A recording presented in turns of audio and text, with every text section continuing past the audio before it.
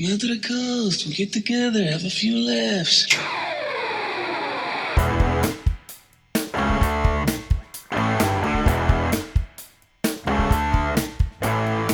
Yippee Ki-Yay Motherfuckers, and welcome to the 6th edition of Dropping a Bruce, the monthly podcast where we watch every single one of Bruce Willis's 40 direct-to-video releases from his acting career to see if he took the role for a paycheck and dropped a deuce, or if in fact he took the role and gave it his all and dropped a bruise. I am the notorious Scott K. And this is Steve, the president of the Thomas Jane Appreciation Society. And together, we will be your captains on this 40-month journey through the lesser-known films of Mr. Willis's filmography. This month's stop is the 2015 sci-fi thriller, Vice. Whoo, baby. Vice. Yes, sirree, Bob. We are at the 6-month mark. We've done it. Those out there who said we wouldn't have enough material to do an hour-long podcast on films that Mr. Willis decided to do instead of sending movies to the theater like he used to, we have made it now 6 months in. We have 34 more movies to go.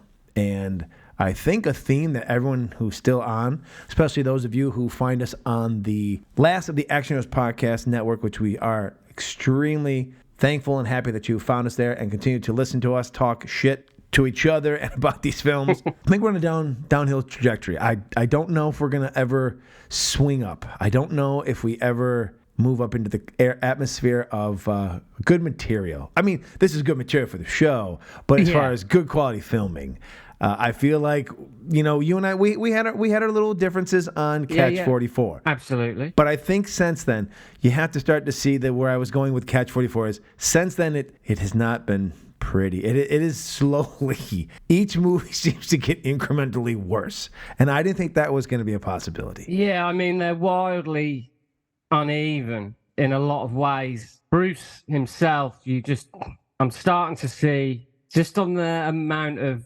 screen time and effort where we're headed with this, but I'm optimistic. I think there's going to be... Well, I do know there's one coming, and I don't know when. I know of a movie coming up down the pipe that eventually is on our journey that has, I've heard, received some positive feedback as it was actually a decent one of these films that was in, much like our very first one, which I think is going to be the bar to which we all will be measured, and no one will ever reach it. I don't know that anyone will reach his assassination of a high school president, not the principal.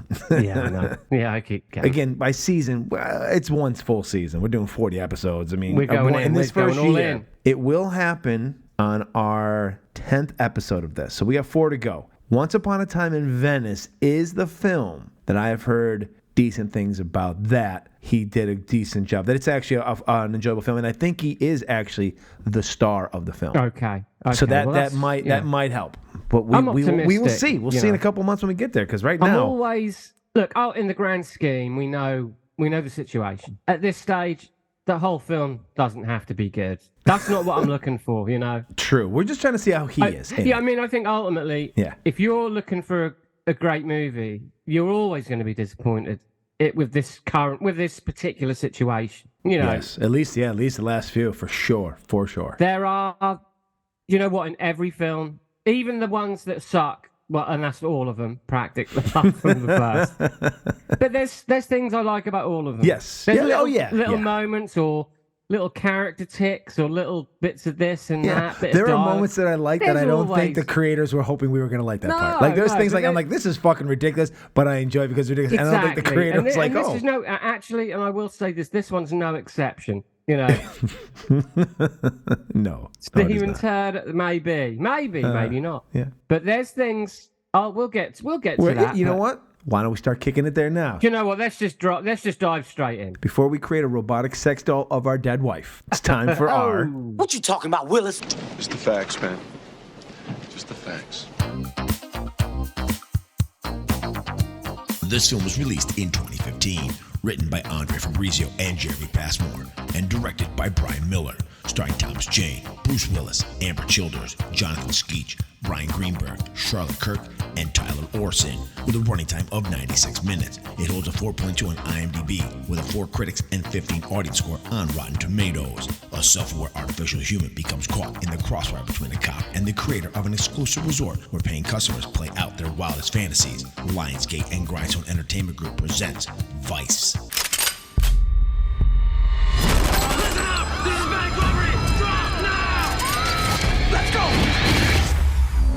Have you ever wanted something that's beyond your reach? Now imagine a place where there are no laws, no rules, no consequences. Welcome to Vice. A utopian paradise where you can have or do anything you want. That resort keeps this city going. You had to go in there and cause a big scene. You killed a girl in my world. Now you get to play with me. You would think that if people could commit any crime they could think of, they could get it out of their system. These people get a taste, and they just can't get enough. There's not real people in there. They look and act like humans, which gives our clients the most realistic experience possible. It's just pure entertainment. Pulse every night. Races the last 24 hours from their memory. Sir, she's experiencing flashbacks. Pick her up. We'll have everything back in working order. This is gonna hurt like hell. If the word gets out that an artificial is out there on the streets, Understood. this facility's just the tip of the iceberg. But now if we're exposed, It needs to be shut down. it's the one man that wants a girl as badly as we do. You're only gonna get deeper into the rabbit hole. There are many ways to flush out a rabbit. Why does she look exactly like me? Because I designed you. I got you into this mess. I'll get you out. Maybe there's a way we can take down Vice once and for all. We could give you an upgrade. Not bad for a robot. You think anything's gonna change? There's nothing you can do to stop it.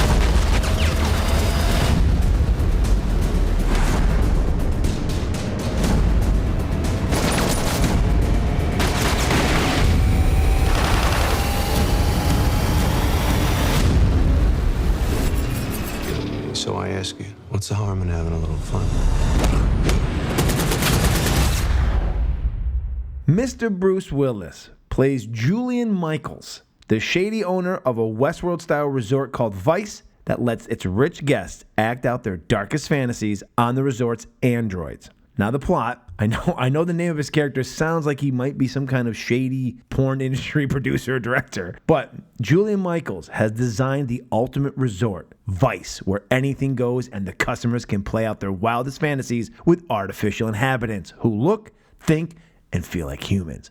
But when an artificial becomes self-aware and escapes, she finds herself caught in the crossfire between Julian's mercenaries and a cop who is hell-bent on shutting down Vice once and for all. Hell yeah. So right off the bat, those of you who have not been living under a rock in the last decade will say, doesn't this sound a little bit like a show that was on, I don't know, HBO for a couple of years? You mean Michael Crichton's Westworld? Why, yes. Yes, it does sound like that. In fact, the people at Warner Brothers actually sued the production company for stealing the plot of Westworld. So basically, they're blaming the writers at the time. Who? I don't know if my friend Steve knows this, but Mr. Andre Fabrizio and Jeremy Passamore, who were on last month's fucking show, who gave us the amazing The Prince, they were the writing duo there. They're back, and once again, we get the same director. So, it's a twofer. Who knew? Brian Miller is back again. Oh, yeah. Oh, and Well, we get these two more guys, with him. We're not done with him. Yeah, Jeremy Passmore and Andre Fabrizio. Yeah, over here. Yeah, they wrote The Prince. They also wrote San Andreas, the rock movie. Yeah, which bombed too. So yeah, and I think Jeremy Passmore wrote the remake of Red Dawn too with Chris Hemsworth. Well, there you go. Well, So, but positive news, we don't have another film in this 40-month journey with those two cocksucking writers. We do have two more with director Brian Miller coming down the road. So we'll see how it goes. We'll see if he picks up any more steam. Look, before we get into this, I do take slight issue with one thing. This is fucking Blade Runner. Yes and no. Yes and no. Well, you've got a cop. Yeah. You've got a so cop it's teaming up with a robot woman. Yeah. And helping her escape. I mean, fuck me. That is Blade Runner. But it's also the whole thing is based on Westworld. Like, this whole Vice is Westworld. Look, all right, you've got the resort. Yeah. I'll give, in Westworld, one of the people becomes self-aware and they bring the... And it's... I'm not saying that's not true. I'm saying...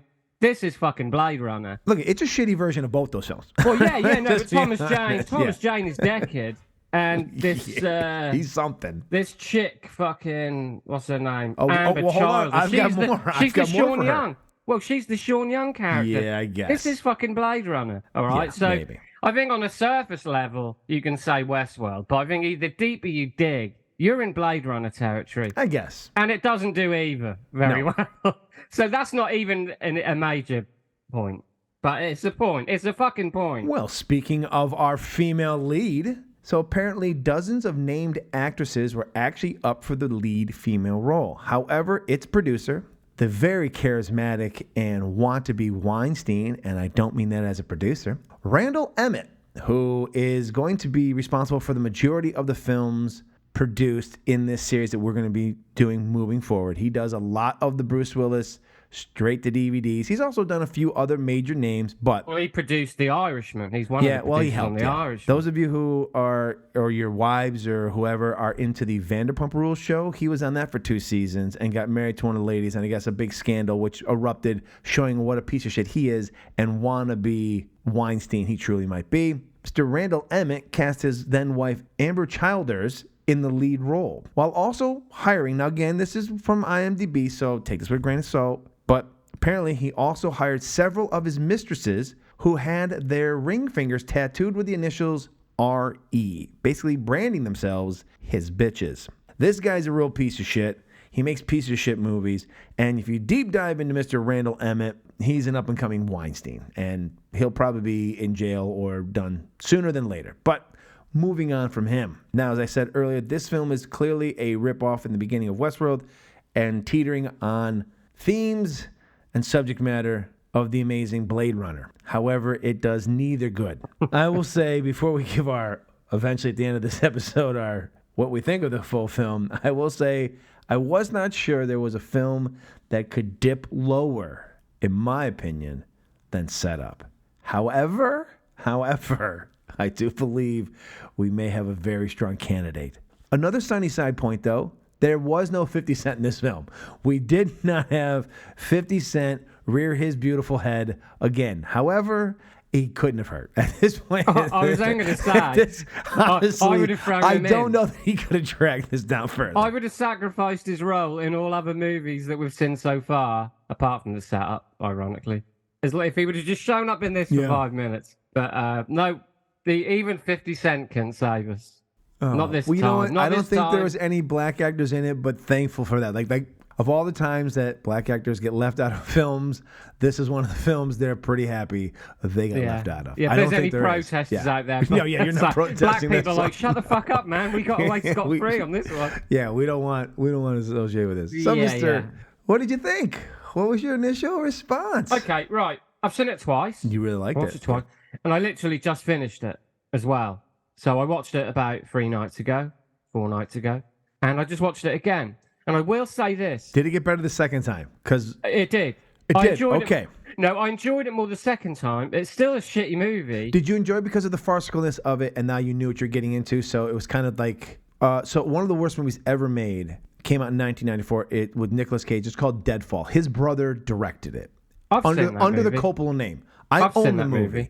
Hey. Myself and my old show, we have said that we think this is the best, worst movie ever because it's awful. But Nicolas Cage is so fucking batshit crazy in his role in it that the more you watch it, the more like the movie The Room. The more you watch it, it's enjoyable because of how ridiculous it is, and you now know what you're getting yourself into, right? Like, because you're not watching it from the film the filmmaker was trying to make. You're watching it for the fucking shit show they came out with. I will say this.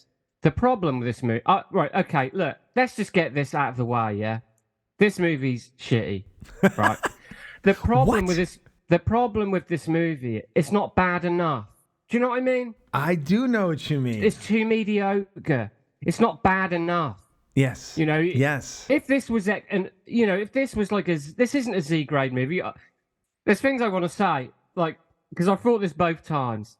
At the beginning, there's like this futuristic sort of landscape, and this train pulls in, and it's like, really CGI. And I thought, oh wow, looks like they've spent some money on this movie. Little did I that was actually the CGI animated production company's logo. so that's like the best special effect in the movie is the production company's logo for a start. Yeah. Yeah, because Thomas Jane is driving a regular like Dodge Charger, like and the only thing that's souped up on it is maybe they put a couple of like little lenses over the front, lights, and then he's got like some kind of futuristic computer screen. But that's as far as it goes. Like he's like Mad Max. This film is in inconsiderate 96 minutes. Thankfully. Well, no, it's inconsiderately long, I think. If I told you some of these 96, you feel the 96. Yeah, you feel the 96. This film has 18. Once again, this film has 18 producers, right? And none of them are 50 Cent. Look, all the ingredients. This film has all the ingredients. What could have been an entertaining, straight to video movie, but. That's the problem. It just falls short. The only thing that elevates this movie is Thomas Jane. You feel that way? Okay. He is firing. No, listen. He's not fucking Laurence Olivier. But what I'm saying is, he's going for it. He's fully invested. He is fully invested. How about this? I would negate that for a second. I don't know he's fully invested, but what I think he's doing here is. He realizes what movie he's in, and he's like, you know what? I'm going to do whatever I want. I'm going to... Every scene, he does feel like a different version of his character. Doesn't it? I think we're ultimately saying the same thing. Similar thing. What I'm saying I think he's just having fun. He throws himself into this movie. He is making $150 million sci-fi epic to rival The Matrix. In his head. But also in his head. That's not what's happening in the real world. Every time he's in a new scene, he's a different character. I disagree. Of this guy. I disagree. But the match in the mouth, the whole Cabretti thing from Cobra. Yeah, but he's got the match in his. He's got the match in his mouth the whole way through. For some reason, he's got. I don't know if you even noticed this because I didn't notice it the first time. But for some inexplicable reason, he's painted his little fingernail metallic blue, and I'm like, what I'm saying is never mentioned. No. But he has created his own character. He has, and he is fully invested in this movie. But this movie, there's nothing to be invested in. Like I say, this just falls short in every conceivable way. Well, because what happens is the creators, these two fuckwads, Fabrizio Fuckteeth and Jeremy Fuckamore, these two assholes, have stolen the basics of Westworld and of also Blade Runner. Like the theme, like basically Westworld, the Vice place is basically Westworld. It's a place where people who are rich go and they can do whatever they want with these androids. Difference is if you watch Westworld, there's real, like the characters are deep. Even the androids that you eventually come to learn about, like there's more to it than just like, I'm going to go in there and strangle a bitch and then fuck her. You're like, there's more to it than just like this half-assed, basically frat boy version of this Vice. It's basically every person in there is the most deplorable piece of shit ever. You know what I mean? Like they're just in there, I'm gonna choke a bitch. I feel like choking a bitch. I'm gonna fuck a bitch. No, absolutely. It's ridiculous. So you don't care at all about that. Not even for a second. The guy's wife, she can't act for shit. She's terrible. I actually had to look them both up. I actually thought I was going to find out the two female actresses were porn stars, were like softcore porn stars or porn stars who they put into this film because the guy was trying to sleep with them. Like, I really thought I was going to find out they were like, they used to be part of like some kind of entertainment group, some kind of porn star stable, and they made their way into this film. And they don't even get naked. That's the best part. If they were porn stars, I would have known, right? Because, you know. You're right. I should have said, Steve, hey I know you. In between pop shots, you remember these broads? Listen, but yeah, I will argue to the death for Thomas Jane in this movie. I think he's great. He is the sole reason that this movie is even worth watching. Like I said, I think we were saying a similar thing. Kelly the barmaid. This main. Give two fucks. Fuck her. She is like a plank of wood. She's awful. When she Well, no, does but her that's what I'm saying. when she does her upgrade turn, the upgrade turn, Yeah. and she puts on darker eye makeup and slicks her hair back. Like now we're like, now she's yeah, serious. now she means And the business. thing is this not like she like? I thought, okay, maybe she knows some kind of kung fu. Like maybe we're gonna get some kind of kung fu or something. Like. Yeah. Even when she kicks somebody, you think maybe they do a She special effect, can't like they're going to be on sell a it. wire and she's She getting like they're going can't to get sell kicked. it at all, can she? She can't even Terrible. fire a gun without her eyes flickering It was around terrible. like fucking crazy. But look, Thomas Jane he's not chewing the scenery. He's totally invested. He's created this character. Unfortunately for him, he's in a terrible little farty film, and no one's told him. So, anyway, We're saying the same thing but differently. Nicolas Cage, if you watch Deadfall, no one's telling Nicolas Cage no. Nicolas Cage is doing things in that movie because he can. Yeah, but Because his he's a brothers are ham. letting. Because no. Yeah, but Nicolas Nicolas Cage is a ham. I love Nicolas Cage, but he's a ham. Exactly, he hammed it up in this because he knows his shit Thomas movie. Jane doesn't. He's helping his brother out. Thomas Jane doesn't, is my point. I think Thomas Jane was in on it as well. I think Thomas Jane was like, you know what? In another movie, I'm not going to get the opportunity to stretch and create something I want to do. I'm going to test some things like this. I bet he's testing out other possible characters for real movies he's going to get paid for. Okay, answer at the me same this. time. Is Thomas Jane great in this or not? Just fucking say it. If you grow some balls. He's and say, he's fun to watch because of the insanity of what's going on. it's Because not insane Bruce, what's going on though. Bruce isn't terrible, and this is where I don't even know how I'm going to choose at the end yet. I don't have it written down for it yet. I thought maybe our conversation. You'll get there at yeah. Because he's better than he was in the last two films we saw him in. And I'm not he saying actually anything plays right now. he plays a pretty decent straight guy. Like he's just straight and he doesn't like rise you, when he doesn't I have haven't to. made my mind up yet, so I'm just listening to you right now because I don't want to form an opinion yet. Because I don't know if I don't know if my opinion is that he didn't because he's better than the last one, but is it the same? I don't know if I'm grading him on the right within the next 40 minutes. Yeah. I like one of my favorites is Jonathan Skeech. I thought he was pretty fucking good. His Bruce's henchman. Which we don't know. Is he maybe android as well? Like there's a little bit of maybe, right? Ooh. But that's the problem with this film, right? Like you're right. Like they could have just gone balls to the wall ridiculousness. They don't. They open it up with like this whole Vice is supposed to be like this, basically borderline. Instead of it being Westworld, it's basically, hey, are you a deplorable human being? Come in here, fuck our androids, do whatever you want with them, and then murder them. And yet we don't get, there's one scene of nudity, which is ridiculous. One lady was paid for that Thomas Jane's character walks right into. Everyone's supposed to be like simulating like this kind of like some sexy, almost eyes wide shut kind of like orgy place, which never turns into being. You know what it doesn't do? It's an exploitation film. And they decide not to do an exploitation film, right? Yeah. Like it could, like if it was an exploitation film, if there was nothing but titties hanging out and people fucking over here, and then like outside the nothing, like people just get murdered, you'd be like, what am I watching? Yeah. There's no blood and guts. No, There's like everything it could have been, it's not. No, there's no blood and guts. There's no fucking. There's the only. And how much nudity more is that money would they have awesome made pair- overseas with that? That's Forget what I'm America, saying. like it would have made a That's what ton. I'm saying. You get that awesome pair of titties in the first 20 minutes, but that's it. And that's it.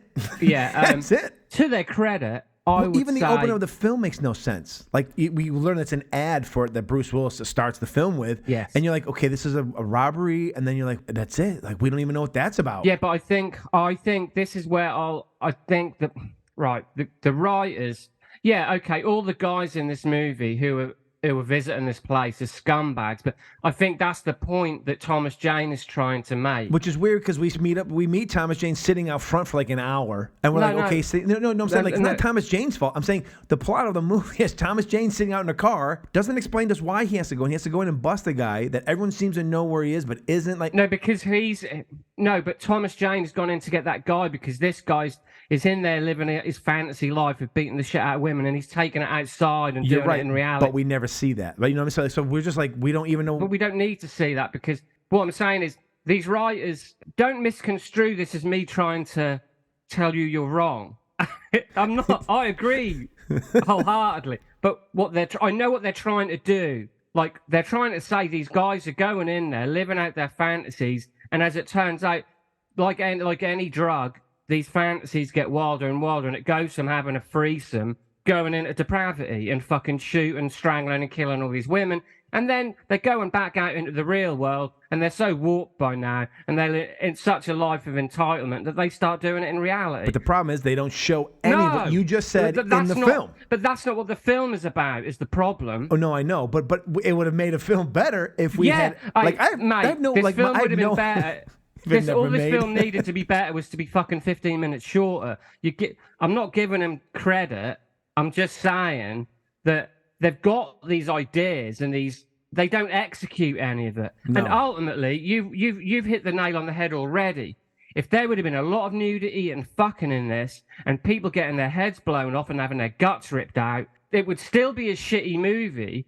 But there's always a reason to watch an exploitation movie. Yes. No, 100%. But there's no reason to watch a film that plays it safe like this. Yes. Because it just doesn't appeal to anyone, does it? I love that their idea of the future, like outside of the control room they created for Bruce Willis's character to walk around and be checking out the whole thing, like in Westworld, there's a large monitor in Thomas Jane's vehicle, and then they've created lights outside in the real world where it's like the fluorescent lights that go in the ceiling, but they're on a stand that are standing up.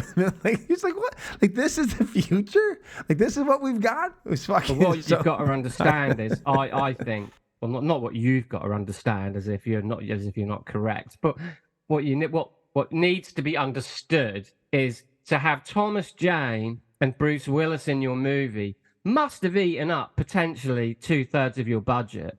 I mean, the film made like $3 million. That is generous. But the budget, it did make $3 million. But how much did it cost to make? Do you know what I've noticed with all these films? They're very cagey about releasing information on the budget. They'll say, they can't control reports on box office. They can't control that. That's out of their hands. But they're very cagey about saying how much the film costs. I couldn't find that out. I don't know if you could. It's probably because it's probably dirty money. It's probably dirty, some kind of drug money that's being washed through. Well, yeah, they're laundering money, I'm sure. But what I'm saying is it made like $1 million in global box office and $2 million domestic like DVD and Blu-ray sales. But I would imagine the film must have cost $10 million. Easily. Yeah, and the less you have cost about that 10 to 13 million. Which, let's say 15. Let's just say 15. How do you keep getting people to invest in it if they're not making? I mean, you're not getting any return on this investment. Do you know what I think? They're all made so closely together, aren't they? Oh God! And they've all got the same people in them. Yeah, yeah. I mean, I can't help but think, let's rush these movies through. I mean, Lionsgate and who's this fucking guy? This pervy Weinstein? Fuck. Yeah, this fucking guy, Randall Emmett. These fuckers. Lionsgate have got some explaining to do because they're clearly exploiting Bruce Willis, and so is this. Actually, if you read up on it, that's the whole reason they actually got into it, because Bruce Willis was attached for everything. Well, so they're I think we talked about it. If they wanted to make their money back, more tits. And look, I don't know if we have any female listeners. We're not saying that all we want is tits and ass, but if this is a movie, if you watch this, it's supposed to be some kind of like sex club. Like it's the most deprived version of Westworld. It's like they just strip away the stories. It's basically you show up, you find an android you want to fuck, you can romance her or rape her. Like it really is that your choice, and then you can do whatever you want. Throw some chiseled bozos with their dick swinging around. I don't give a fuck. Yeah. I was expecting when he was going to that club, it was going to be. I just recently saw a movie called Babylon. There is dick and tit in the beginning of 30 minutes of this movie everywhere in this orgy-like party in Hollywood in the 1920s. This is what this film needed. It needed full frontal. It needed the orgy scene that Tom Cruise walks through when he's in Eyes Wide Shut. It needed that. And then a level of violence that was shocking. And then would make sense why Thomas Jane... And then a scene where it happens out in the street, we see Thomas Jane have to deal with, or a flashback. That brings it a little bit more together. And then you kind of go like, this isn't actually a decent B movie fucking... But they don't realize what they've got, is what I'm saying, these fucks, right? Because, Because, the Thomas Jane thing with the whole, like, these guys are getting warped and coming out into the real world and doing all that crazy shit. And that's why he's pissed off. As he says in the movie, he goes there all the time. But, and what I was going to say... Because these are all, what are they called, these android people? What are they, artificials? The artificials, yeah. Right, no, so what I'm saying is you could show these artificials getting arms, legs, and heads blown off, but you would lose that violent edge because they're not even human. Do you know what I mean? Yes. So you could get around that kind of level of gruesomeness and gore. Yeah. But they're not even real, So these guys, like I say, they're just inept. They're not capable of expanding on their ideas. They're like that they hey, stole. Wouldn't it be cool? They're like, wouldn't it be? Yeah, wouldn't it be cool if we did this? Wouldn't it be cool if we had that? Yeah, but you need. They're like, hey, let's take Westworld and let's take Blade Runner and let's put them together. They And even that's throw as in far as they got. But that's as far as they got with their ideas. But it's completely derivative. They throw in the Truman Show. They throw in the Matrix. It's all in there. Yeah, but again, half-assed at But best. it's got no, it's not even. You're being generous. Well, no. Quarter up. You know, I appreciate that you're being nice. so kind. Yeah. But you know, so I just feel like this is all played far too safely. The lead actress is miscast. Thomas Jane is in a different movie. Yes. And So Bruce Willis. I feel like everyone's in a different movie. I haven't really broached the subject of Mr. Willis so far. We'll get there in a second. Yeah, we'll get there because you know that's what this is really. You know, you all also about. forgot for your little vibes, Escape from New York as well. There's some Escape from New York vibes in there as well. There is an element, and you know, before I forget, you know, this is. What if very Thomas Jane important. had a fucking eye patch? Oh man, if there's an eye patch in a I know, fucking right? movie, I'm sold. I know. I don't know what that is. I would just The like ability to send wear a an little- eye patch for men seems to be very. There's something to be sexy about it, but yet we don't want to lose the eye. You know, we just want to be able to have the cool fashion. We want to be able to still see. What's under there. We don't want the pus and the milky eye. Fuck No, but I'm that saying like noise. we would like to wear an eye patch, but we don't want to actually go through the process of actually No, losing the I eye don't to want make a it milky- legitimate. I don't want a pussy milky eye, thank you very much. But I'll take the eye patch. But a little shout out, just a little shout out to Is it your boy again? Thomas Jane's boss, everybody. Kazansky, played by Mr. Don Harvey once again, chewing him out for going against the rules. Oh, come on. No, man. I remember sitting there watching him going, all right, he's in it. Steven's going to be very excited. But I was thinking, like, at least in the last film, his reason for being in the film was actually, it was decent. Expositional, He was really. exposition. He was going to tell us who the fuck Prince was because they had no idea how to do this. And then in this film, they were just like, okay, we've got to have, because again, they're going with all the tropes. We got to have an 80s like boss who may or may not be on the tape, but he's going to yell no matter what. And they're like, can we get a black guy? And now the black people are like, we're not in this fucking movie for nothing. And they're like, well, what else do we get? And they're like, well, Harvey did our last film. You think he'll be in this one? They're like, fuck him, throw him a couple million. And he was like, because the only thing he was missing is like, I felt like he was missing, he was going to yell at Axel Foley. Like, he'd come in and, Yeah. You know, or like Joe Pantaleone in Bad Boys. I don't know if you've seen that yet, but he's just like losing his fucking mind. And he just, there's nothing, but the thing is we don't, I feel bad for them and I feel bad for Tom Jane. Because I know they're doing something, but they have no reason for why they're doing it. Like, listen, they're doing the best they can with what they got. That's all he needs. That's all he needs. But But you he's know, like, look, I've told you 100 times, and you're kind of like, what, but have you? Well, you know, he's the chief, man. He can do what he wants. Oh, it's ridiculous. He's the fucking boss, man. I'm not saying he's not good. I just feel bad for him that he's just in there doing, like, he's like, I don't know why I'm doing what I'm doing. But we know he's good. He's in it because he's in a movie. You know, he's a I bet he didn't even actor. turn to the camera guy and go, or the director and go, what's my motivation? Just to get paid? Gotcha. I'll do the best I can here because I don't. Why am I yelling at this anyone's guy? in this fucking movie. But listen, he's in a movie with Bruce Willis. He's in a movie with Thomas Jane. He's somebody again, man. He's somebody. He's Don fucking Harvey. But at that point, doesn't Don Harvey go, hey, this is what I do. I'm a character actor. You're bringing my stuff down here. Let's elevate this a little bit. You're starting to bring my body of work down here. I'm giving you everything I got, and you're what is this? What is this? Give me something. Like many of us, he flew too close to the sun. Jonathan Skeech, I think, also. Like I said before, I thought he was very, very good in this film. It's like Jonathan Skeech actually knows what movie he's in. And he's actually giving a really good role. In this movie, he's like 40 years old. He looks like he's about to fucking die of AIDS. Do you know what I mean? He's not looking good, is he? No, but he's really, like, he's able to handle the action scenes. He's able to deliver some really good lines. And maybe it's because Bruce Willis is so, I don't know, like he's just calm. Like, Bruce Willis isn't overselling it, right? He's playing it very professional. I'm a professional businessman.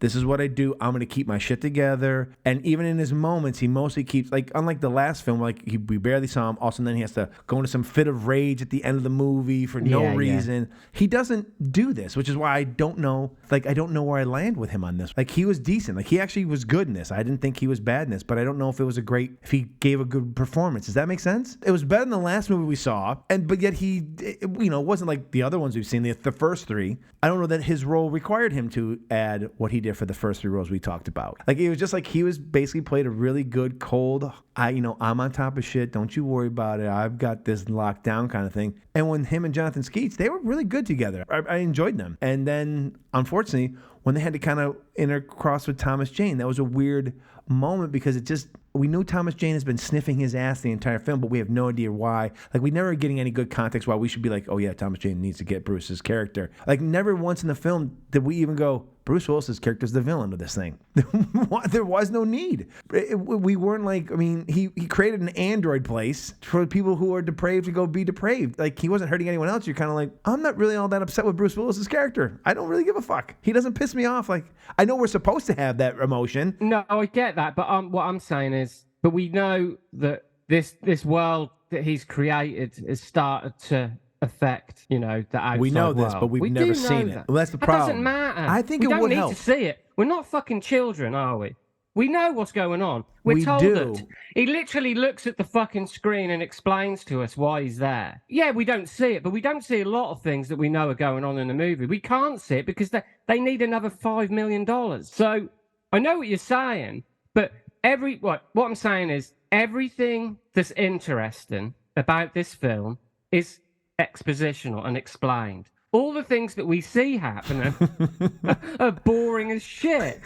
So I don't know why. Basically, you're proving my point, but you're defending it in a weird way. It's like, look, I don't need to see the shit you're talking about. However, if we could see the shit you're talking about, this movie was so much better. Well, no, obviously, yeah, but you're talking about. Well, because normally when you have character development, there's things that happen within a movie that make you go one way or the other, or you understand why a character feels a way towards a person. When you don't get any of that. Like, if I just were to say to somebody, I hate fucking Steve Smith. He's a fucking asshole. Well, but I give no one any reasons why. That's just my opinion on that. I could just be a dick myself and just, not like the fact that you call me bald or something like that. Why in this film. You do get the reasons. They're just not very good, like the film. They needed, what I'm saying is they needed more than exposition. You needed actual visuals. You need a good writer.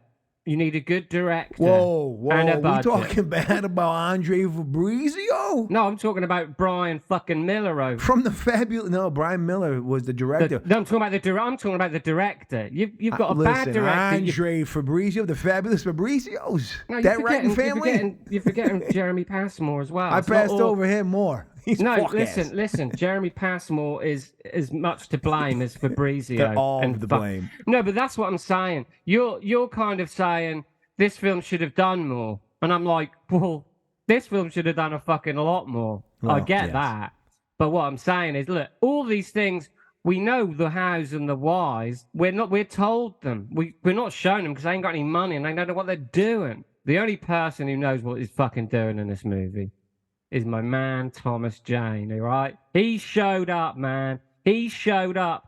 He's saying, I didn't care how much you're paying me. You're getting everything. You're getting all of me. You're getting the fucking whole kit and caboodle, man. I think your feeling is this because you saw it twice, I saw it once. So, in fairness, I will use that as my caveat. I did not see more than once. Yeah, because my one notice here is, what the fuck is Thomas Jane doing with this performance? Is he supposed to be on heroin or a fucking hippie? Like, I couldn't decide which one he is. Well, can't he be both? He could. Yeah. He keeps going from one to the other. Listen, Scott, I'm far more well-versed in the ins and outs of this movie than you are, because I've seen it twice. Clearly. Well, yes. Oh, I've got so much more of an understanding than you. I'm a pro here. You're a novice. Let me explain the greatness of this movie. When we learn about the females and that they're androids, the night that they get attacked, all I could think about is something we talked about on the Cheeky Bastards when we were talking about the Nicolas Cage film Face Off and how much it ruined it for you that they didn't even attempt to get the stunt people to look the same. And all I could think of was like, who the fuck did they find as the stunt women? They looked nothing like the two lead characters of the females. It was again, all I could think about was I was like, oh my God, Steve's gonna love this because he loves when stunt he loves when stunt people don't look even close. Listen, John McTiernan would have had far more respect for the audience if they'd have let him direct Face Off. He would have at least hired stuntmen who looked like the fucking actors. John Woo was just out of his fucking depth and should have fucked off. He should have fucked off back to Hong Kong where he could make some good fucking movies. But listen, Brian Miller said the same. He was like, fuck exactly. He was from the school of fucking I think he was John like, Woo. he was like, oh shit, we need some stunt. He goes, anyone here been in you don't have to be a stunt person. Have you ever done any gymnastics or cheerleading possibly? You've done some tumbles? Are there any short guys around here who don't mind putting on a wig? That's what short, skinny guys. Can you come over and do a wig?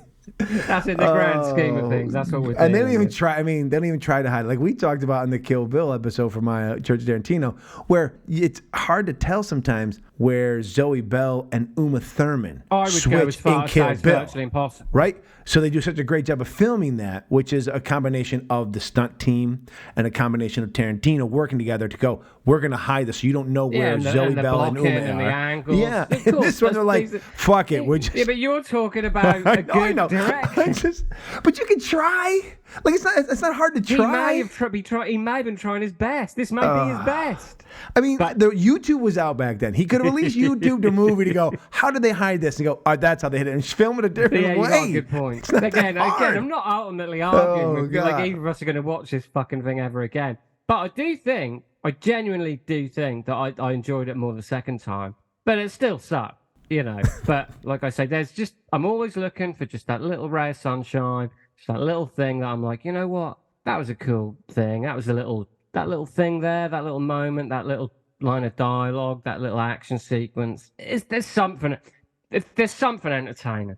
There's very little. There is very little in this movie, and but ultimately, what we're dealing with here is this android woman who goes on the run because she starts getting sparks of her memory back, which is all a bit fucked up and doesn't really add up anyway. No, because there's no reason you've for been it. given false memories, but her old memories are overriding the new memories. Yes, but how does she know which is which? But anyway? makes no sense. There's no reason for it. No, but then her there's husband nothing there. Obviously, but her husband created the robot version of her because she died in real life, and he was partners with Julian Michaels or whatever his fucking name is. Yeah, you got it right. He got throws out. He gets thrown out basically by the egomaniac, and then he tries to help her escape. So really, and then Thomas Jane's in the middle. He's not into this Julian Michaels guy. He knows he's shady as fuck. But also, there's people out, got all this crime going on the outside. So he's kind of in the middle of all this, trying to make sense of it. And he eventually pieces it together. So it's simple. Very simple. Kindergarten piece this together. But here it comes, folks. Here it comes. Yeah, it's very simple. Yeah. Because when I first watched it, I was like, "What the fuck is going on?" Like, it's not like as you pointed out, nothing is done coherently. To be honest with you, we're probably as bewildered by it all as Thomas Jane is. So in that sense, the director did a good job. Yes, he's keeping us in the dark, man. He's putting us there with Thomas Jane, man. So we don't know who is who and what is what. But I don't think that's intentional. It's not. We're talking about. I think the director's still in the dark. I don't think he knows. Yeah, and ultimately, I'm sorry to repeat, but in the grand scheme of things, there's just no gore. There's no sex. Anything that would have made this film interesting is missing. Yes. Is missing from it. Well, and we're learning, and this may, I know you and I have differed a little bit on some of the John Wick, but that the new action style that has come out in Extraction and stuff like that, which ironically enough, we're going to do an Extraction, which is not the same coming up. But I will blame the 1980s for this. It's we're going to just shoot bullets just to fucking shoot bullets. We don't care where they go. They disappear as soon as they come out of the gun. Yeah. It's just everywhere, right? But if you look at a John Wick or you look at an Extraction, even when they're doing the ballet, there's reasons for if the bullets are missing or how they're hitting or who they're hitting and what they're wearing. Like, they at least are thinking about the bullets meaning something more than just being fired out of the gun. And some do a real good job of making sure they count the amount of bullets so that the reload is real. I blame the 80s for this, and we saw it in the last movie we just did. But in this, it's like a G.I. Joe cartoon. There's supposedly these, elite soldiers running the place, and they're shooting, and they can't hit nobody. No one's hitting anybody. And then eventually it's like, okay, we got this. We're going to wrap this up. We're almost out of bullets. All right, now you can hit this guy. Like, it makes no fucking sense of what is fucking happening. I'm like, this is 15 when this comes. We're at 30 almost. We're 25 years past G.I. Joe. 20 years. Yeah. And past Star Wars where no one gets hit. Can we start fucking hitting people, or don't pull the fucking trigger? Because that's not how the world works. Well, funnily enough, in my notes, I did write that like 80,000 bullets get fired and about 2 people die in this movie. And look, I know you and I have had a little back and forth about, it's a movie and this. I can appreciate that. I know that in this movie is some stuff that goes on and there's some things that happen and we're supposed to, suspend belief for these moments. I get that. But after a while, let's start giving the audience let's treat us a little bit more with some respect and some intelligence. You could fire 300 bullets if you want. In the Matrix, at least, we have a reason why some of the bullets don't make it in the bullet time and all that. There are some reasons these things happen and don't happen. I'm fine with that. Don't fucking waste my fucking time just firing guns for gun's sake, because then you have taken away any kind of depth to what you're trying to do. Like, yeah, there's no no one's gonna get hit. Like I don't care how many. You could have 2 fucking mini guns like the Predator, like fucking Jesse the Body Ventura and the Predator, and you could be standing there and probably firing them. If you're not blowing things up and no one's getting hurt, like it means nothing. If you're gonna have it, make it mean something. And like we said, this was the perfect opportunity. You could have mowed down hundreds of people. This could have been something fun. It could have been ridiculous fun. And I think if you're a horror fan, it's the campiness of it. It's so fucking improbable the shit happening in most horror movies. But it's how do we kill him? That's why we come back. How much blood? What is Freddy Krueger going to say this time when he fucking sticks his knife hands up a girl's vagina? Like, what's he going to say when he cuts a dick off? That's why we go to. We know it's improbable and ridiculous, but we want to go for those moments. I don't want to go to a movie that is going to be like this, that has all the opportunity to steal from the thing it's trying to steal from, but not even steal from it. Like, how about this? Give me the X-rated version of what you think Westworld and putting Blade Runner would look like. And now go. Yeah. Let Thomas Jane walk around with a toothpick and his dick out. Like he's got a gun holster, his dick out, and a toothpick, and let it go. And it'd be more entertaining and more fun than what we got out of this. Because it's just, at this point, it's just dreary. Yeah. Yeah, you're preaching to the choir. I mean, in the grand scheme, it's just so vanilla. Yeah, guns are going off everywhere, left, right, and center, not connecting with anyone. Like I say, like 2 people, probably maybe 2 or 3 people die in the whole movie. There's like, how can I put it? I think there's probably about 4 or 5 times in this movie where I could see like you could have done something here. Mm-hmm. It's not like a total loss. It's like if you would have just like the action scene at the end with when the Thomas Jane and the girl Kelly infiltrate Vice. Yeah, the resort. A terrible name for a resort. Again, if this is where we get into the unfortunate area of budget, where of course this dickhead Brian Miller, director guy, and these fucking writers. Look, if they would have had an 80 million, if they would have had a 50 million budget, that they would have been quite kinetic and exciting action sequences, and I'm sure this guy would have done a very middle of the road job. But it just goes to show that there's just no money in these movies. None of this stuff is on the screen. It's all. But whatever happened to the way that things like even the Cronenberg used to, like what happened to the days of the 80s where people found ways to be very economical and make things happen on these sets? Well, I think like a lot of practical effects. You're saying, whatever happened to the days of that? Because now are things like they want to CGI everything, which is very expensive to do. Where's your intuition to create? Like if you really want to be a director, and there are guys who have made a career out of being B-movie directors, and people are respected for it. Well, ultimately, in theory, couldn't we say John Carpenter would be considered a B-movie director? I mean, but all those movies have been phenomenal. Yeah, but the last 15, 20 years, we've learned, haven't we, that they were out in the grand scheme, they were the true artists. That's what I'm saying. So where's this option for you as a person? Well, no. They're hacks. They're hack fucking assholes. We're going to say right here, the cheeky bastards saying on our second podcast, the Dropping Bruce, if anyone knows Mr. Randall Emmett, somehow, we guarantee we can come up with a movie for him, write it better, film it better, make a really good B-movie exploitation that will make money overseas. I don't care who you throw in. Throw in whatever old man you want. We're going to make it happen. I'll film it for fucking free. We will fucking make it happen. Yeah.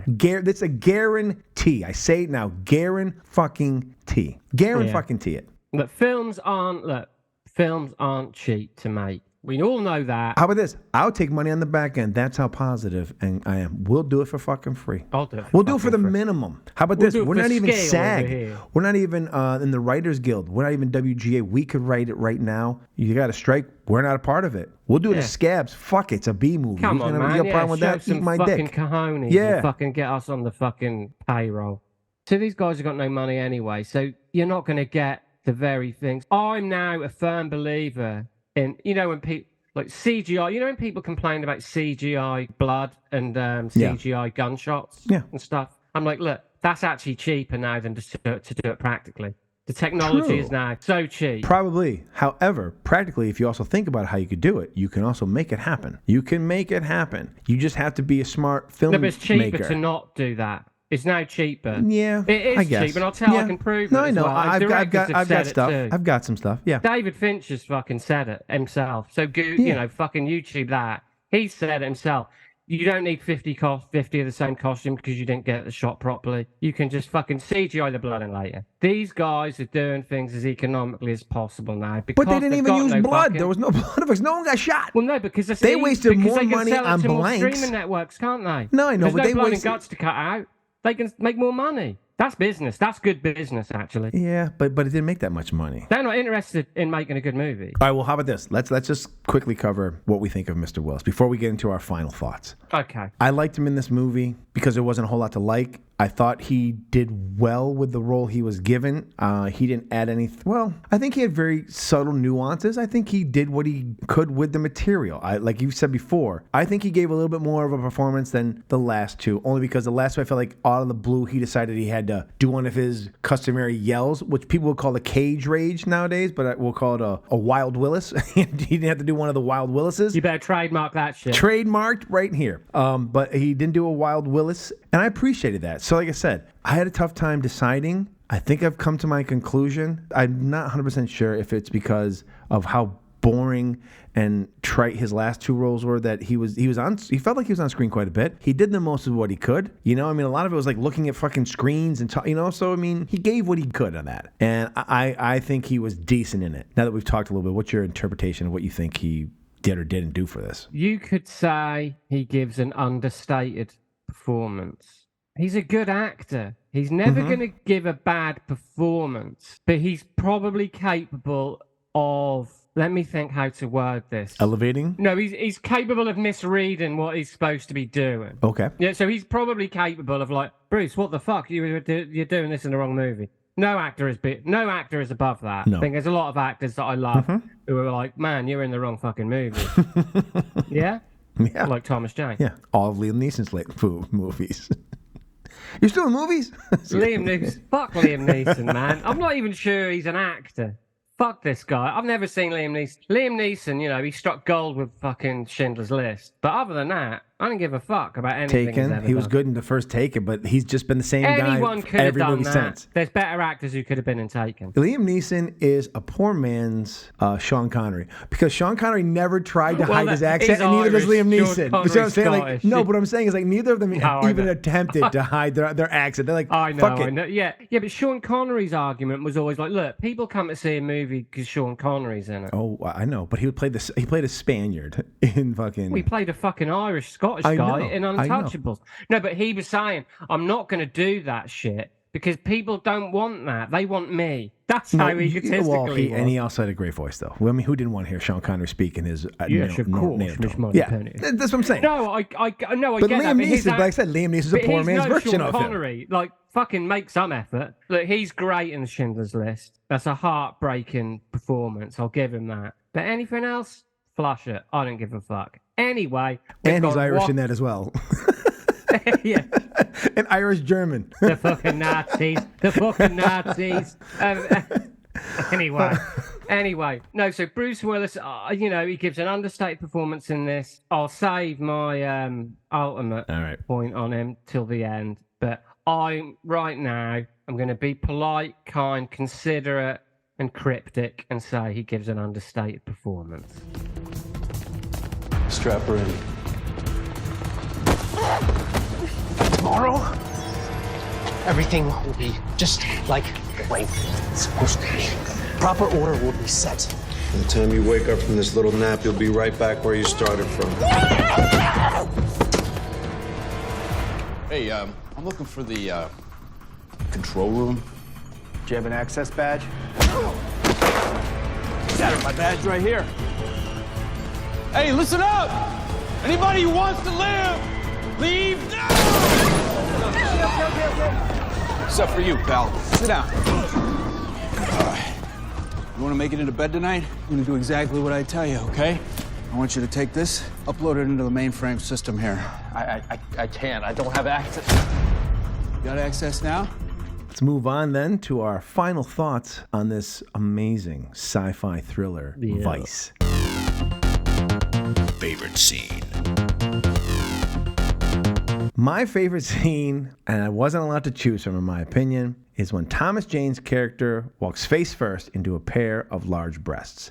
I laughed. I thought it was fantastic. It was the one moment I actually had a real laugh that was based on the scene and not on the ridiculousness of what was going on, even though it was kind of a combination. Yeah, but all of a sudden, you see these big breasts and he walks right into it. And I was like, all right, I appreciate it. I was like, whoa, maybe this. And nope, we never got the same joy from a moment as I did in that moment. So for me, it's very shallow. I know that. But yes, a pair of breasts being walked into by our lead actor. Mr. Smith, what is your favorite scene from 2015's Vice? Well, I'd just like to say I think that's very deep of you to say that because it's an appreciation of the female form. And I ultimately know that that's where you're going with that. Yes, thank you. You're not going to be that shallow guy who just likes titties, are you? You are. It's feminine, it's powerful. You know, you're a deep guy. I respect that's one of the things I admire about you. Thank you. I appreciate it. I respect that. Anyway, my favourite scene is an action sequence, funnily enough. The scene in the church where Thomas Jane first meets Kelly's creator, and the SWAT team burst in. Thomas Jane just fucking goes batshit bananas, fucking action hero, rolling around the floor with his Beretta, blasting the shit out of these SWAT guys. And you just think, you know what? 5 more of these scenes in this movie, and I'd be jerking off. This is the shit. So that is my recommendation for the best scene, is Thomas Jane just fucking going all out action hero for the brief minute and 10 seconds that it is. It's good stuff, but that is it. And I appreciate that you have the strength and belief in yourself of your own sexuality that you're okay to whip your dick out and masturbate to a man killing other people. Like it's more of an appreciation. You're not just all about I gotta jerk off to women. I will also, if a man is putting in a performance in a violent way, I will pop shot with him in the same respect I would as a female. So congratulations, we you to be so each other. worldly. We understand. And that's that's gold. Yeah. That's you can't buy that shit. No. That's just connection, man. Yes. Oh man. Best one-liner. Best one-liner or monologue from this film for me. Again, it's surreal and ridiculous. I don't know how you're going to do this. It's surreal and ridiculous, but it's actually the last line of the film. And it's Thomas Jane just turns and looks at the 2 androids who have now realized that they're what they were, and he goes, "Welcome to the real world." It makes no fucking sense. Once again, I laughed. Does he spit his matchstick out? I don't know. He's either got the matchstick in or he spits it out, but he's like, he just looks at them and he's like, "Welcome to the real world." It makes no sense. When they decided to make this movie, Mr. Fabrizio was like, "Oh, it passes more." I know how to end this film, all right? Thomas Jane is going to turn and say to these 2 broads, "Hey, welcome to the real world." As he gave his Oscar speech, didn't he? To the the 2 of them were like, oh, they just couldn't help it. They dual banjo jerked off in front of each other. They couldn't help it. They were like, wow, we've got it. That's amazing. What's your favorite one-liner from this? We got the phone out. He's got to read it. Here it comes, folks. Hold on. Here it comes. Ladies and gentlemen, I've got 2. Oh, Jesus. For a film so inept, mediocre, and derivative, I've got 2. Firstly, a line said, this is unbelievable. Firstly, a line said by actor Tyler John Olsen, who on my research, and he's in 12 of these straight-to-video Bruce Willis movies. Is he the one who chokes her out? Oh, yeah. And so he was the guy that your buddy talked about in the last film. He was sitting upstairs at the booth and he almost got himself killed. He was the guy that your buddy... That's right. Listen, he says this. I love this line. Just as he's about to moida one of these chicks, "I want this face to be the last thing you remember before you die." Does that make any sense? I want this face to be the last thing you remember before you die. Listen. I don't know if that makes any sense. I'm going to say this to you. Welcome to the real world. Oh, whoa, right. Man. Oh, boom. Fabrizio and Passmore. Okay, and if that's not good enough for you, If you're thinking, yeah, that don't make sense, that's pretty stupid, but that's nothing special. Well, get a load of this. Said by your favourite jerk-off material, Mr. Jonathan... What's his name? Skeech. I think it's Skeech, whatever. Skeech, whatever. Jonathan Fuckstick, his name, as far as I'm concerned. Oh, he says this. This is fucking golden. Right, he says, I know why the caged bird sings. We're going further down the rabbit hole. There are many ways to flush out a rat. So he goes from caged bird to rabbit to rat in a fucking one bit of dialogue. What the fuck is going on in this movie? Listen, Fabrizio and Passmore are going to come out to eventually be two of the greatest American writers we've ever had. I'm just going to let you know We'll this. be there to remind them of their past failures. The reason that the writers are on strike is because Passmore and Fabrizio are not getting the credit they deserve. And the writers have had enough. And they're striking. Fabrizio, of the fabulous Fabrizios. Come on. And you won't pass him over no more, Mr. Passmore. I'm just saying. These guys are scribes. Shakespeare's like, how the fuck did I not come up with these lines myself? To reiterate, I know why the caged bird sings. We're going further down the rabbit hole. There are many ways to flush out a rat. This guy... fucking insane. He's not insane. It goes to my point that he's an android and his fucking circuits are just firing off willy-nilly that's the only excuse he's got right now. But yeah, so you get two. Because last time, I believe I didn't have one. This is last true. Last movie, I didn't have a line. So you get two this time. Boom. Making up for it. Best performance. It's kind of synergy of what you just said because it comes down to our best performances. And for me, I know why the caged bird sings. Mr. Jonathan Skeech was my favorite performance in the film. I thought he was, of all the actors, and look, I get Thomas Jane and all that, of all the actors, he actually was, I enjoyed him. He was his role. He wasn't going on some psychosis breaks like Thomas Jane. He wasn't just some IT wizard like fucking Bruce Willis or this stone cold piece of wood that these two girls were. I would have preferred, and this, I'm sorry, this is very, very sexist, but those two girls would have been better off in a porn. They had the looks for the porn, but they had the acting of like old porn, like when they would when the girls would try to act. You're like, I was waiting for the pizza guy to show up. Yeah, exactly. Just get the sucking dick. Let's stop. Don't say any more words. Enough with the words. Get to what you're here for. We don't want to hear you talk anymore. But for me, Jonathan Skeech, whatever his last name is, Jonathan Fuckstick over here. Jonathan, I know why the caged bird sings over here. He, in my opinion, gave the best performance in this film, filled with, I can't believe weren't Oscar-nominated performances back in 2015. Well, you know, different times. Mr. Smith, who wins your award for Best Actor, Best Performance in this film? Best Actor in this movie, without question. I mean, Scott's on the fucking vodka or something, because he's not making any sense right now. Because you don't know why the caged bird sings. Oh. I do. if you ladies and gents could see what I'm seeing right now, he's chugging away at vodka like it's Jonathan Fuckstick's cock. I'm telling you. Listen, there's only one best actor in this movie, and that's Mr. Thomas Jane. I bow to you. You are the man. You're my hero. You weren't the best Punisher, but you know what? In this movie, you're just on fire, man. You turned up. You were like, no one else is here. I'm carrying this whole fucking movie. I'll do whatever it takes. You've got me. You've got my commitment. I'm here for you.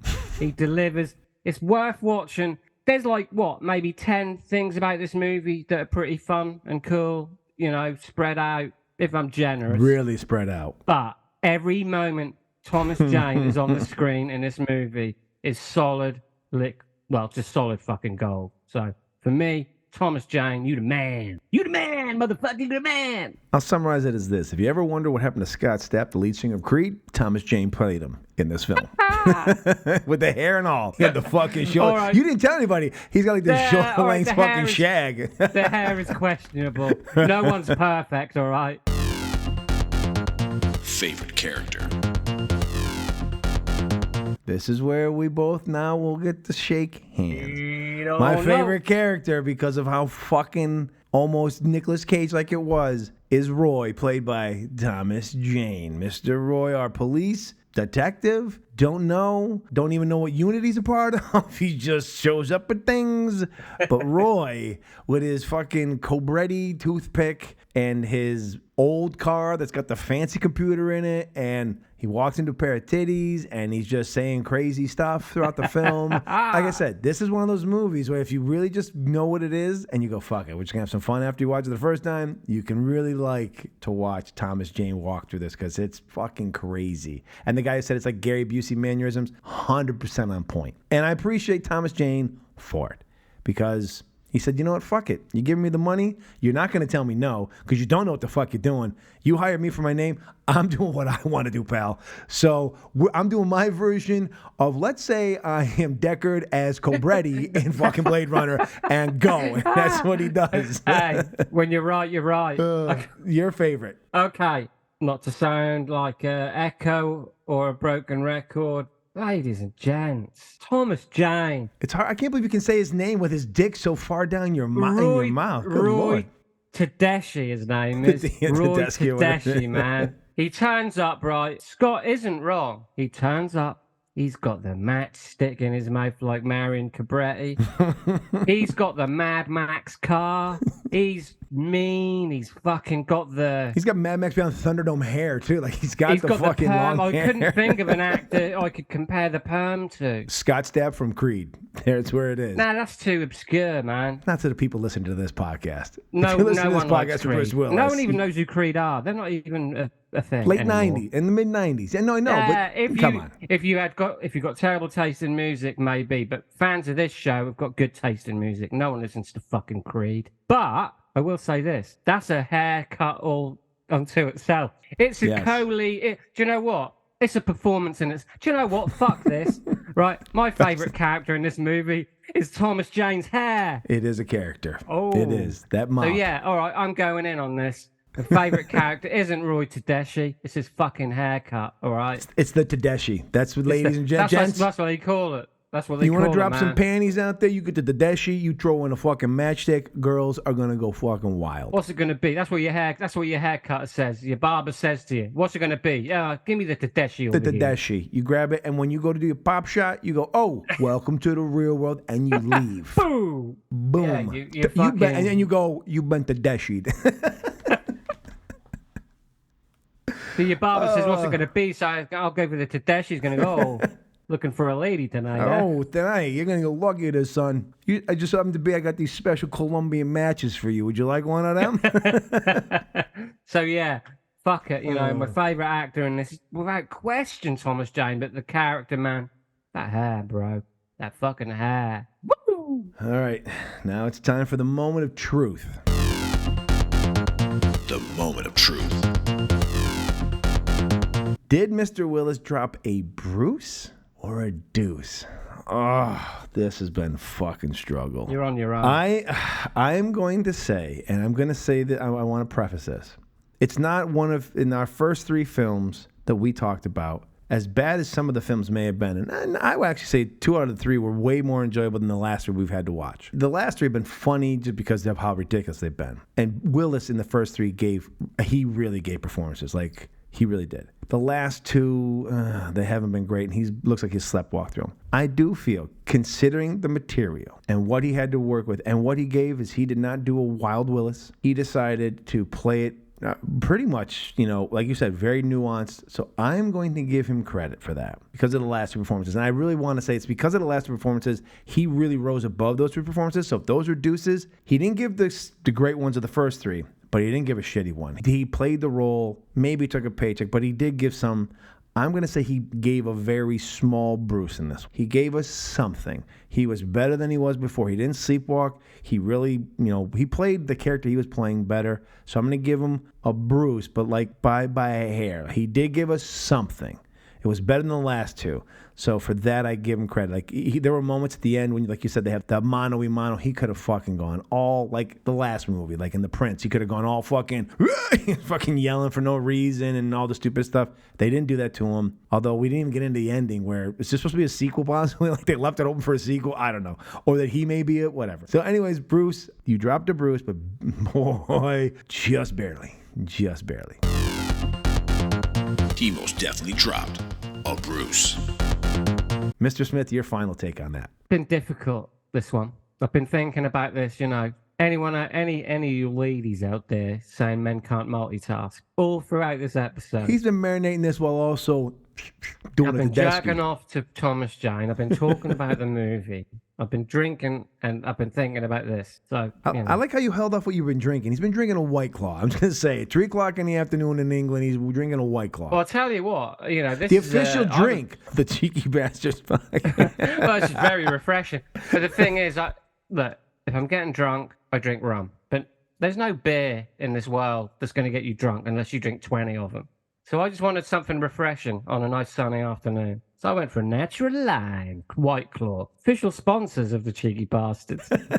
Anyway, yeah, so I found this difficult, as have you. I know, I understand. I appreciate it, I respect it. And I'm with you. I'm with you on this because it may not be a memorable performance. It's not a showy performance. It's a subtle performance. He's a cold and calculated guy, and he's got the knowledge and intelligence to play it that way. So yeah, it's a Bruce. And much like you just said, only just. I'm not just being generous because the last two have been bad. I mean it. I think he knew how to play this. Mm-hmm.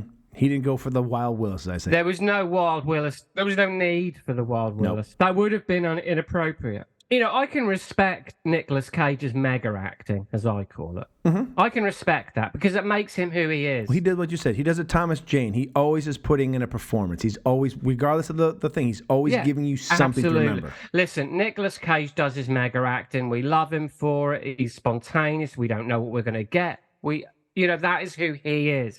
That's not who Bruce Willis is. No. Bruce Willis, I consider to be a very thoughtful person.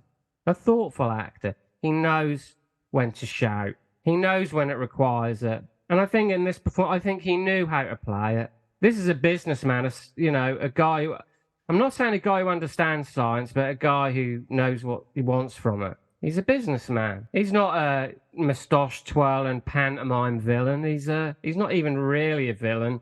It's all down to business, and he's a businessman, and he can see what he's doing. He's providing a service, and whatever goes on out in the real world, well, he's not out in the real world, is he? He knows he can control what goes on in his resort, and I think he just plays it straight. He plays it straight, and there's no need for the mega acting of Nicolas Cage because he can sell it in the cold and calculated way that we respect Bruce Willis for. So it's subtle. And he's delivered a Bruce on this one from me.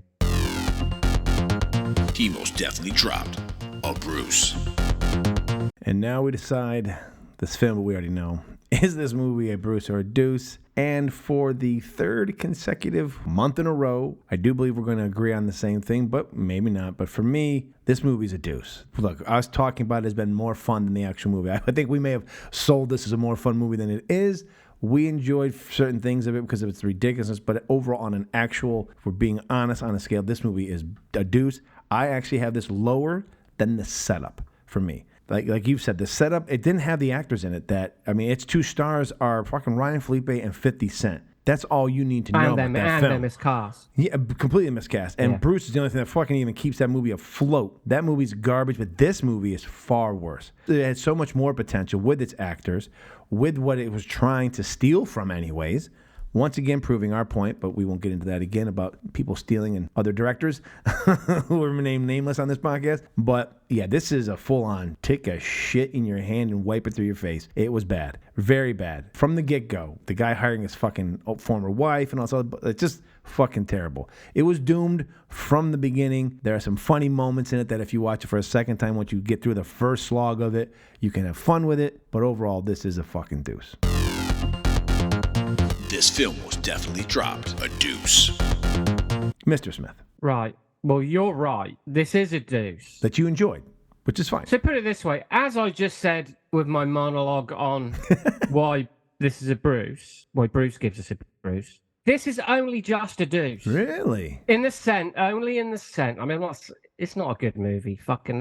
We know that. But I've seen it twice now. I enjoyed it more the second time. There's fun to be had. If you've got time, watch it twice. If you haven't got time to watch it twice, don't watch it at all. That's what I'm saying. You can find funny moments, but as a movie, it wasn't made for that reason. This movie they wanted this to be a real movie, and on that point, it's a fucking deuce. It's a they failure. fucking took a shit. It big time. fails. It fails. But you can make fun of failures. Like The Room. Yeah, exactly. This is too inoffensive to be that much fun, unfortunately. But like I say, that's it really. Watch it twice or don't watch it at all. But that second time, it's still have below some fun average. with it. Yeah. Yeah. Get yourself with the desky, get a toothpick, pull your dick out or your breast out, whatever you got, and enjoy. Hashtag gay for Thomas Jane, Thomas Jane delivers. He's just so great in this. This film was definitely dropped a deuce. Well, we want to thank all of you who follow us and listen to us on the Last of the Action Heroes Podcast Network. Thank you very much. We're very, very appreciative, and we hope you will join us next month as we say goodbye to summer, hello to fall, which I know Steve's excited about. This is getting closer to cold weather again there in England. Oh, no. That's only just got warm. We are not doing the movie from Netflix called Extraction. We are doing the 2015 movie called Extraction that Bruce Willis appears in. So, the first Extraction, the original Extraction, we will be covering in September. Remember, they're only movies, but movies are everything. Are we trying new taglines? I liked it. Oh, it was good.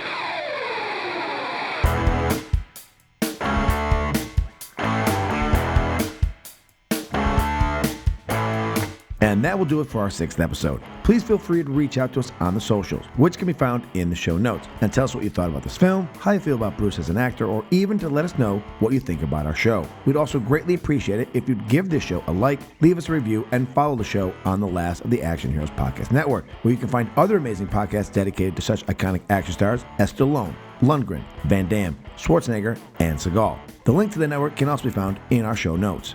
So won't you please join us again next month as Steve and I will be reviewing Bruce's role in 2015's action thriller Extraction to see if he dropped a deuce or if he dropped a bruise. Until then. Yippee Ki-Yay, motherfucker.